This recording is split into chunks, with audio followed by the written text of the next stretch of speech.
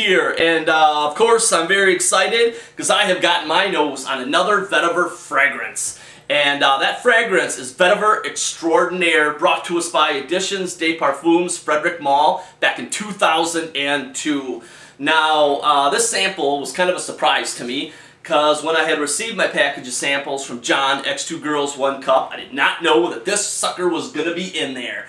So when I opened up my package, you know, not only was there things like amouage, but I pulled this out of there and I was like a flippin' kid at Christmas.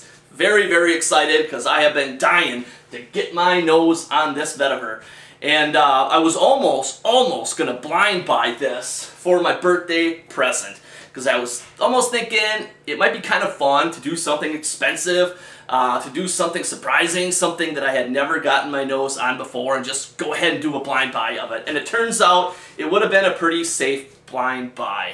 Now, with that in mind, let's find out a little bit more about this. This fragrance is considered an Oriental woody fragrance, and the perfumer behind it is Dominique Ropion. And this man is also known for Geranium Pour Monsieur, also from Editions des Parfums. And he's also the nose behind Yves Saint Laurent's La Nuit de l'Homme and the Original L'Homme. And he's also done many more, but many more for the ladies, not for us guys. So he must have a nose for ladies' fragrances. But let's hit it up and do the rundown of the notes. At the top of this, we've got bergamot and bitter orange. And in the heart notes, we've got pink pepper, cloves, and Haitian vetiver. And at the base, we've got sandalwood, cedar, oak moss, myrrh, and musk. Now, for me, as for what I get out of this, this is definitely, Vetiver is definitely the shining star of the show. And it's got pinches of bergamot there, pinches of the cloves, and cedar laying way in the background. Now, this vetiver in this fragrance is definitely a greener vetiver. It's like if you had scales and you had green vetiver and you had dirty vetiver. This is definitely more towards the green spectrum. Not as dirty, but it's still dirty. You know, it's still bitter. It's got a little bit of touch of citrus there from the bergamot. It's slightly herbal, and just a little bit of wood laying there in the background. And it pretty much stays that way throughout the whole life of this fragrance. Now for me, the life of this fragrance is, I get about a good 6 hours. Now, you know, I did put this on one morning, went through the whole day, went to bed, woke up, and I could still smell a trail of it on there, but it ain't nothing to talk about. Sure, it was still there the next day, but it ain't doing its job. It did its job for about 6 hours, and then after that, you know, just the fumes were there, nothing to talk about, really, really close to the skin. I can't smell it, you know, nobody else can, so it really ain't doing its job. So it's doing its job for about 6 hours. And this one sits a little bit closer to the skin.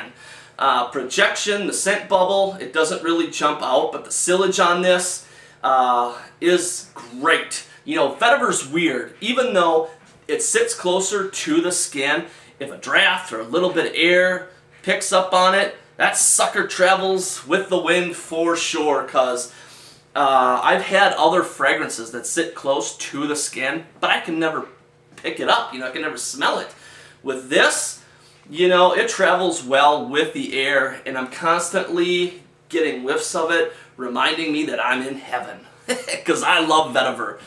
Vetiver nut right here, I love it. Now, as far as between this one and like Encre Noire, if I had to choose between one, I would be grabbing for Encre Noire. Encre Noire is going to be a more dirty, smoky wood type of vetiver, and I like that just a little bit better.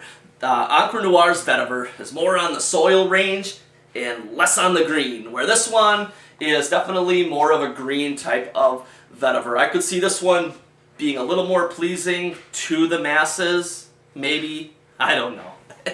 But Encre Noire is definitely a little bit better to me, and I'm glad of that, because that one's a lot less expensive. But I still might have to get this one, just because I kind of am a vetiver nut, and I just want to collect vetiver fragrances. So that's my deal. But as far as, you know, my birthday, am I happy that I didn't blind buy this and I went ahead with Vetiver Tonka? Yeah, for sure. Vetiver Tonka to me is the best vetiver that I have come across to date so far. Now there are many more out there, many more that I'm going to journey to, but Vetiver Tonka is just the bomb. Is just the shit to me. Just great. More of a hazelnut. I guess, you know, now that I'm getting now that I'm getting my nose on more vetiver fragrances, I'm getting better with picking out the differences between them. And Vetiver Tonka definitely has that hazelnut, smoky wood type of vibe to it. With Must Be, you know, there's that Tonka in there, Vetiver Tonka, which I don't pick up any vanilla type of smell to it whatsoever, but it definitely is softer and it definitely is smoother. So it must be the Tonka that's doing that. Definitely delicious in my eyes. So I'm damn glad that I got my bottle of Vetiver Tonka for sure. Now, as far as what the ladies say about this one was fun. I knew I was going to have fun with it. Some of the comments I got, one lady said it smelled like a dirty mattress. I don't know, it kind of sounds exciting to me. Another lady said fresh and clean. I looked at her and I'm like, fresh and clean? Fresh and clean, this is vetiver, this is a root. You know, fresh and clean. Another lady, which was very fun to find out more about her, she goes, wow, that's really earthy. And I'm like, that's right, how did you know? And she goes, well, I took wine tasting classes in college, so they really had to build their nose to stuff like this, you know, so that's great. And I thought, you know what, maybe I might look into that. That sounds like fun. As far as some other comments, another lady liked it. She said that it was pungent, but pungent in a good way, so that's cool. Another lady said Listerine. I don't know, I guess I gotta see that one maybe. Another lady said, yuck, it's earthy. She definitely is not a vetiver fan. And another lady said, wasp spray, the stuff you kill hornets with. You know, I guess I can see that. If people aren't used to vetiver, it's definitely going to come off as something as bitter and pungent and something kind of different, you know. But I don't know. I love it. I love the dirtiness of it. I love the rawness of it. It's just edgy, you know, just great. I can't wait to get my hands or my nose on more. And I hope that the ones that I come across have done a little bit different things with them, different notes. You know, I really want to see what people have done with the vetiver note. I cannot wait, and I hope that there is some exciting stuff to find out there. Now, as far as the community and reviews go, on base notes, it gets 42 positives, 8 negatives, and 8 neutrals, and 4 negatives. So that's flipping good. On Fragrantica, it gets 13 loves, 7 likes, and 0 dislikes. That's right, vetiver rules.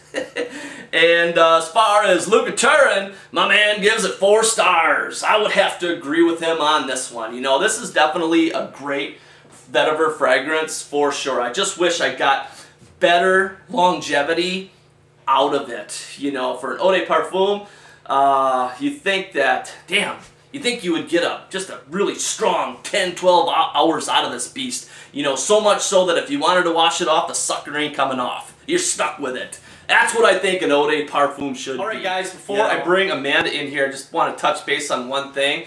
The people or the type of person that I could see wearing like vetiver fragrances, really like the people that come to mind is a person that's a little edgy, or someone that might be a little rustic, you know, a little rough around the edges. Or, on the flip side of the spectrum, I can definitely see like a very classy man going out to a classy occasion, really spiffed up, you know. I can see that end of it too. And I also picture like an old man, like a mature man, sitting in his library reading. You know, definitely a mature scent, but it could work for a younger individual of the right character For sure. But let's see what Amanda thinks about this one. I can definitely smell the vetiver in here. Yeah? Yeah. Pure heaven. Heaven in a bottle. Oh. No thanks. I mean, it is. It's a very mature smell. Very dark and like woody, earthy smell. That's my manly smell. That's me. I'm Vetiver. I'm changing my middle name to Vetiver next week. Okay. Mickers Vetiver. That's my new name. Hey, that's got a nice ring to it. Mickers Vetiver. Look out for that sucker. There you go. What else was I gonna say though? Oh, there's only 1 or 2 more days for the giveaway, the Cologne Collection Video Burberry London giveaway. So come on, hop to it. Get some more videos over here. Are you not a big fan of this one? No. No? Yeah.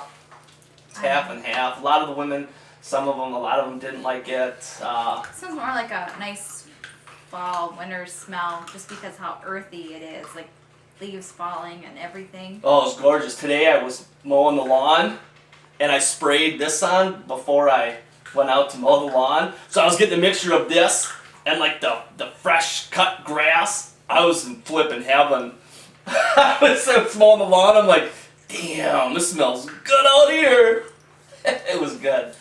But that's it, guys. That is our take on another Vetiver fragrance. So as always, you guys take care. Thanks for watching, and we'll see you soon. Bye.